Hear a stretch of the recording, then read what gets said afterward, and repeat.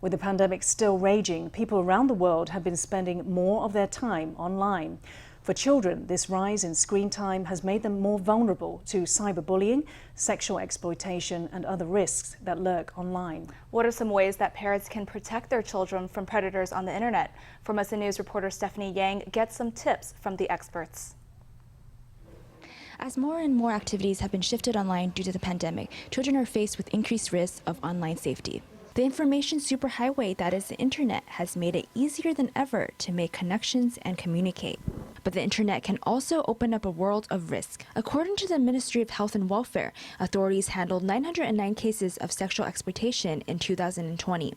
More than 554 of those, or 60%, involved the use of the internet as a tool for exploitation. Over the past 2 years, due to the pandemic, many cities have gone under lockdown. That's increased the time that many children spend on the internet.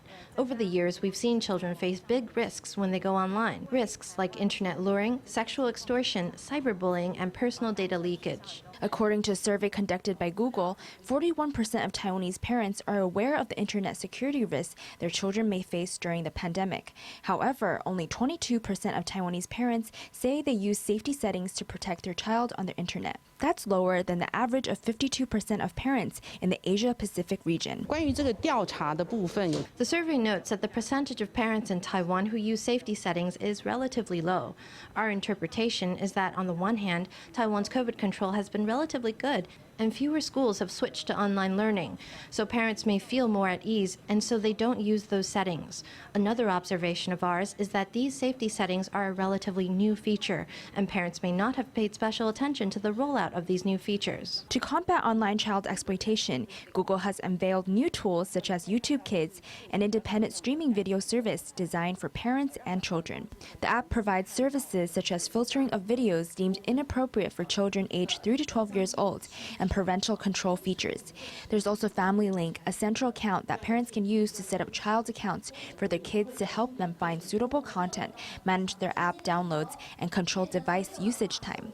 In addition, Google has formed various policies to prevent, remove, and report inappropriate content for their children.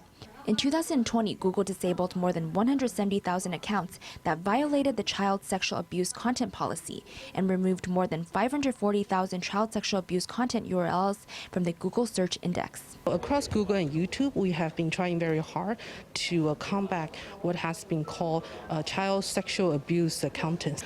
We try our best to remove these content whenever they will report to us, and we also develop tools and both human reviews and machine learning tools to detect and remove these kind of material from our products. Since 2019, Google and ECPAT Taiwan have organized seminars to educate teachers on how to integrate cybersecurity into their teaching.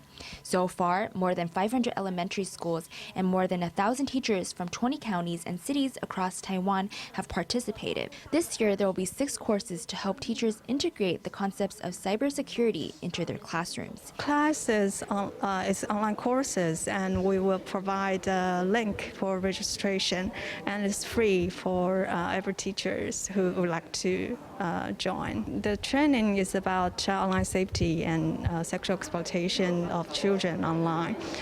We figure that to empower teachers to have the ability and capacity to teach children how to surf on internet safe is very important. The classes will be held on May 12th, May 26th, and June 9th. Interested teachers can sign up online. In the future, Google and ECPAT Taiwan hope to expand these courses to parents. Formosa News, Stephany Yang, Li Qi in Taipei.